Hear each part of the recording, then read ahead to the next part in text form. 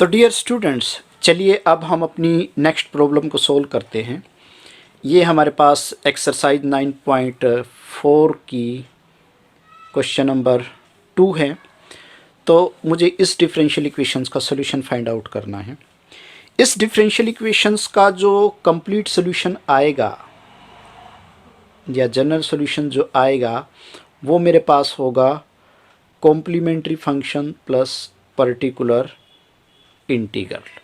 तो सबसे पहले मैं जो है इसके कॉम्प्लीमेंट्री फंक्शन को फाइंड आउट करता हूँ, लेकिन मेरा मेन टारगेट जो है वो पर्टिकुलर इंटीग्रल को कैसे फाइंड आउट करना है उसको देखना है। तो चलिए हम सबसे पहले इसका कॉम्प्लीमेंट्री फंक्शन फाइंड आउट कर लेते हैं। तो कॉम्प्लीमेंट्री फंक्शन फाइंड आउट करने के लिए मैं जो है सबसे पहले इसकी एक्जुलरी इक्वेशंस बना लेता हूँ। तो एक्जुलरी इक्वेशंस के लिए मुझे जो ये y का जो कोफिशिएंट है इसको 0 के बराबर रखना है। तो D cube minus D square minus 6d is equal to 0। यहाँ से d कॉमन ले लो, तो D square minus D minus 6 is equal to 0।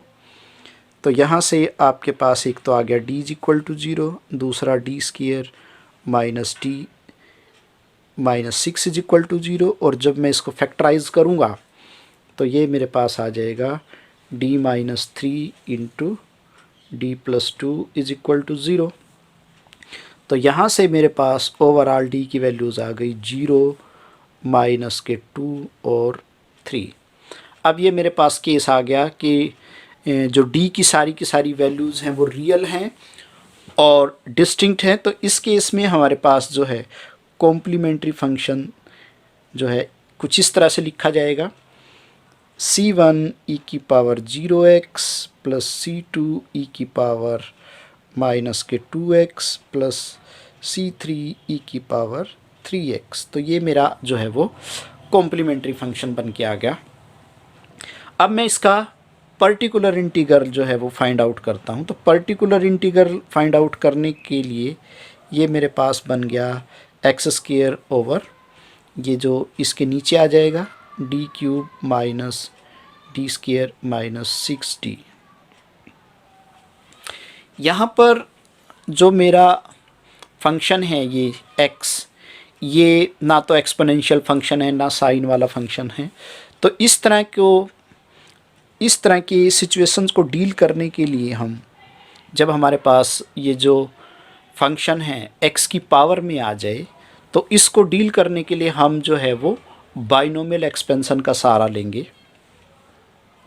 यानी कि अगर मेरे पास जो है 1 over F of D into x की पावर m वाला केस आ जाए तो इसको डील करने के लिए हम जो है वो बाइनोमियल एक्सपेंशन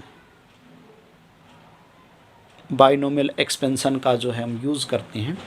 तो बाइनोमियल एक्सपेंशन यानी कि 1 प्लस डी की पावर माइनस 1 माइनस डी की पावर माइनस 1। तो 1 माइनस डी की पावर माइनस 1 का जो बाइनोमियल एक्सपेंशन होता है वो मेरे पास होता है 1 plus D square plus D cube and so on. तो इस एक्सपेंशन का यूज़ करके मैं जो है इस तरह की सिचुएशन को हैंडल करता हूँ। अब इस एक्सप्रेशन को इस फॉर्म में कन्वर्ट करने के लिए मैं क्या करता हूँ, मैं यहाँ से जो है वो 6d को कॉमन ले लेता हूँ। यानी कि क्योंकि मुझे यहाँ पे 1 प्लस का बनाना है तो इसलिए मैं यहाँ से माइनस का 6d कॉमन लेता हूँ। तो मैंने यहाँ से माइनस का 6d कॉमन ले लिया।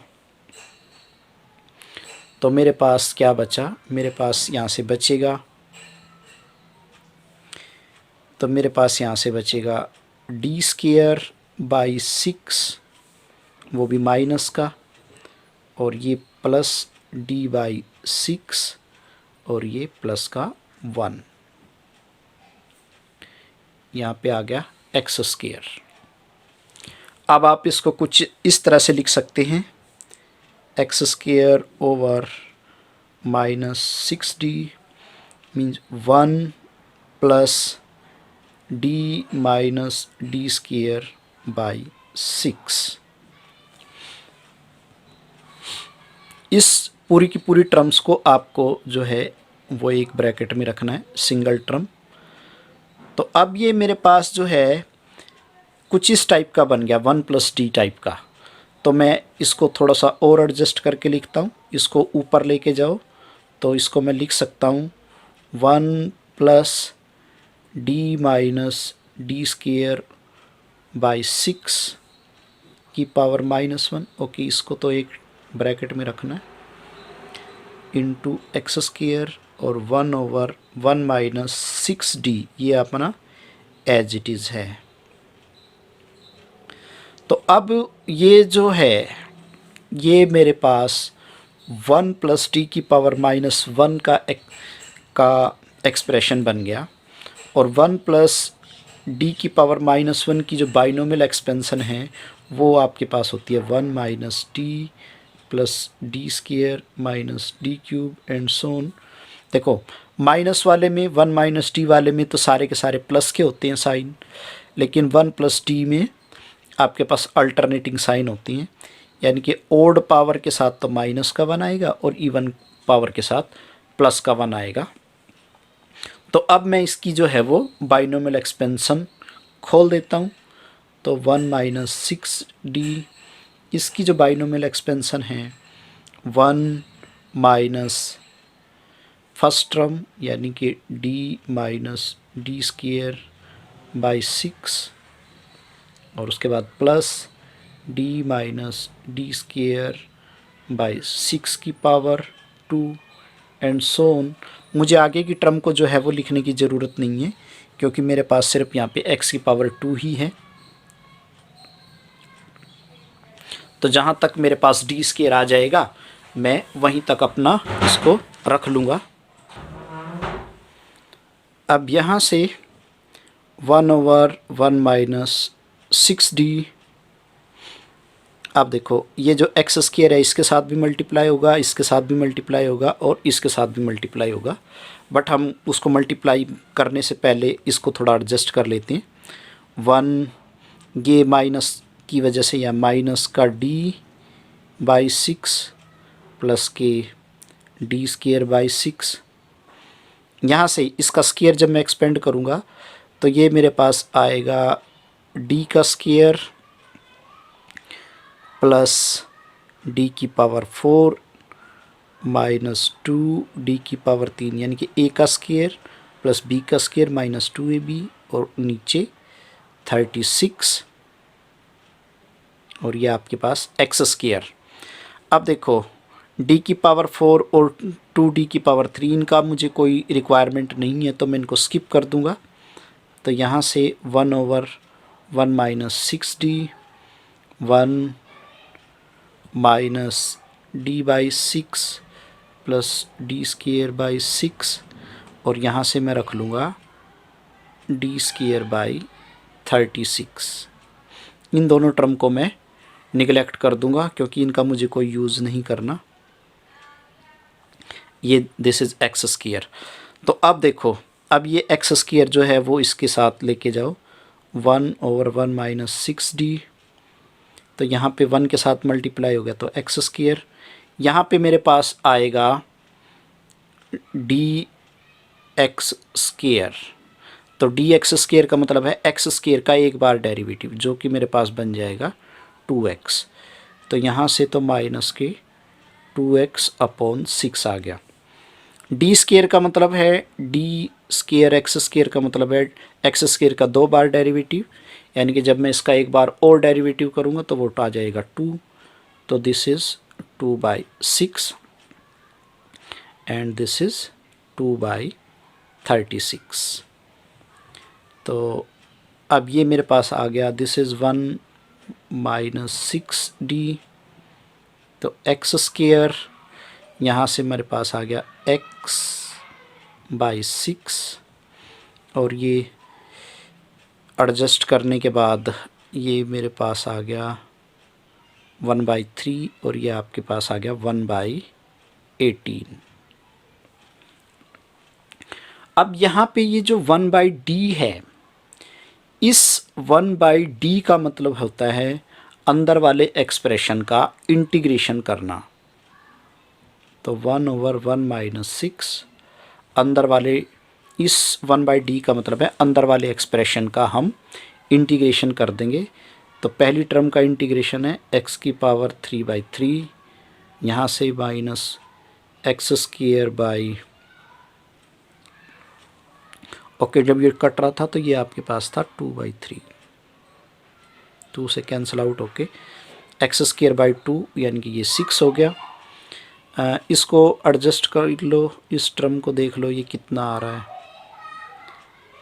18 तो 6 और 1 7, 7/18 और इसके साथ आ जाएगा x। अब यहाँ से आप जो है वो 3 को भी कॉमन ले सकते हो, अगर नहीं लेना चाहें तो ये आपके पास जो है वो पर्टिकुलर इंटीग्रल आपके पास आ गया। तो यहाँ पे आपका जो जनरल सॉल्यूशंस है या जो कंप्लीट सॉल्यूशंस है वो आपके पास कॉम्प्लीमेंट्री फंक्शन प्लस इसमें पर्टिकुलर इंटीग्रल ऐड हो जाएगा, तो वो आपके पास जो है वो कंप्लीट सॉल्यूशन इसका आ जाएगा। तो ये था हमारे पास पर्टिकुलर इंटीग्रल फाइंड आउट करने का तरीका इस केस में। चलिए अब हम अपनी नेक्स्ट प्रॉब्लम को लेते हैं। ये एक्सरसाइज 9.4 की क्वेश्चन नंबर 2 है। इस केस में मैं सिर्फ पर्टिकुलर इंटीग्रल को निकालने के बारे में बात करूँगा। तो इस केस में मेरे पास जो है वो पर्टिकुलर इंटीग्रल कैसे निकलेगा, तो दिस इज़ x³ के नीचे आ जाएगा d4 - 2 d³ प्लस d²। तो यहाँ से मेरे पास जो है वो d² कॉमन आ रहा है, तो मैं यहाँ से d² को कॉमन ले लेता हूँ। तो दिस इज़ d2 - 2d + 1। इसको थोड़ा सा एडजस्ट करके लिखो। So this is x³ over 1 plus d² - 2d और ये d² जो है वो आपका एज इट इज़ है। अब इस टर्म को ऊपर लेके जाओ, तो this is 1 plus d² - 2d और इस सारे की पावर -1 इंटू x³ और 1 ओवर d² जो है वो एज इट इज़ है। तो अब ये मेरे पास जो है 1 प्लस d⁻⁻1 की बाइनोमियल एक्सपेंशन का केस बन गया, जो मेरे पास होती है 1 - d plus d² minus d³ and so on. तो मैं इसकी बाइनोमियल एक्सपेंशन को खोल देता हूँ, तो 1 over d² as it is, यहाँ से 1 माइनस d यानी कि d² minus 2d, 1 minus d plus d का स्क्वायर यानी कि d² माइनस 2d इसका स्क्वायर प्लस माइनस d⁻3, तो माइनस यहाँ पे मीन d² माइनस 2d⁻3। इससे नेक्स्ट वाली जो टर्म्स है उसको मुझे लेने की ज़रूरत नहीं है, क्योंकि मेरे पास x की पावर जो 3 है वो यहीं तक एडजस्ट हो जाएगी। तो अब मैं इसको कैसे लिख सकता हूँ, दिस इज़ 1/d², 1 माइनस ये आपके पास आ गया d² प्लस 2d। यहाँ से इसका स्क्वायर एक्सपेंड करो, तो जब आप इसका स्क्वायर एक्सपेंड करोगे तो d⁻4 plus 4 d² minus 2ab, तो माइनस 4 d⁻3 और इसके बाद है माइनस के बाद a माइनस b⁻3, तो a⁻3 माइनस b⁻3 यानी कि यहाँ से तो जब मैं a⁻3 माइनस b⁻3 करूँगा ए की 3 का मतलब है डी की पावर 6 माइनस बी की पावर 3 यानी कि 8 डी की पावर 3, और इसके बाद 3a स्क्वायर बी, तो वो आपके पास जो है डी की पावर 4 वाली टर्म्स बन जाएंगी। तो उनको मुझे या मैं कर लेता हूँ, ए की 3 माइनस बी की 3 माइनस के 3a बी का स्क्वायर यानी कि 2d स्क्वायर, जिसकी मुझे ज़रूरत नहीं है। तो इसको मुझे आगे एक्सपेंड करने की ज़रूरत नहीं है, तो मैं इसको छोड़ देता हूँ आगे, इंटू एक्स की पावर 3। तो अब यहाँ पे जहाँ जहाँ पे डी की जो पावर 3 है उनको मैं रख लूँगा, बाकी जो डी की हायर पावर है 4 है 5 है 6 है तो मैं उनको निगलेक्ट कर दूँगा। तो 1 over D square 1 minus D square plus 2d, तो ये d की पावर 4 हट जाएगा, यहाँ से आ गया 4d स्क्वायर माइनस 4d की पावर 3 ये रह जाएगा, और यहाँ से आपके पास रह जाएगा प्लस d की पावर 3 8d की पावर 3, ये हट गए सारे। अब इनको थोड़ा और एडजस्ट कर लो, 1 ओवर डी स्क्वायर, तो देखो ये है डी स्क्वायर डी स्क्वायर, तो 4 में से 1 गया 3 रह गई, तो 1 माइनस 1 प्लस 3d स्क्वायर, ये 2d है तो ये एज इट इज़ लिख लो। यहाँ से 8 है ये 4 है, तो प्लस 4d की पावर 3 रह गया, और ये एक्स क्यूब।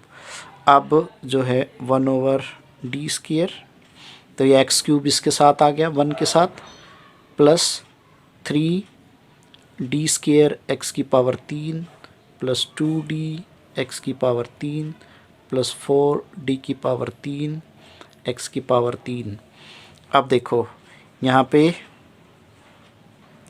एक्स की power 3 as it is, d square x की पावर 3 यानी कि एक्स की पावर 3 का 2 बार डेरिवेटिव करना है, तो पहला डेरिवेटिव तो 3x स्क्वायर, दूसरा डेरिवेटिव आपके पास 6x, तो यहाँ से प्लस आपके पास आ जाएगा 3 इंटू 6x। अच्छा एक डेरिवेटिव है तो प्लस 2 इंटू यहाँ पे आ जाएगा 6x स्क्वायर, और इसका x की पावर 3 का 3 बार डेरिवेटिव, तो 3 बार डेरिवेटिव करेंगे हम, पहला डेरिवेटिव 3x स्क्वायर, दूसरा डेरिवेटिव 6x और तीसरा है 6, तो ये आपके पास रह गया 24, तो 4 इंटू 6। अब यहाँ से देख लो, तो 1 ओवर डी स्क्वायर एक्स की पावर 3, तो 6 3 18 एक्स 6 दूनी 12 एक्स स्क्वायर प्लस 24। अब ये जो डी स्क्वायर है देखो, मान लो सपोज करो आपके पास कुछ सिचुएशन इस तरह की है,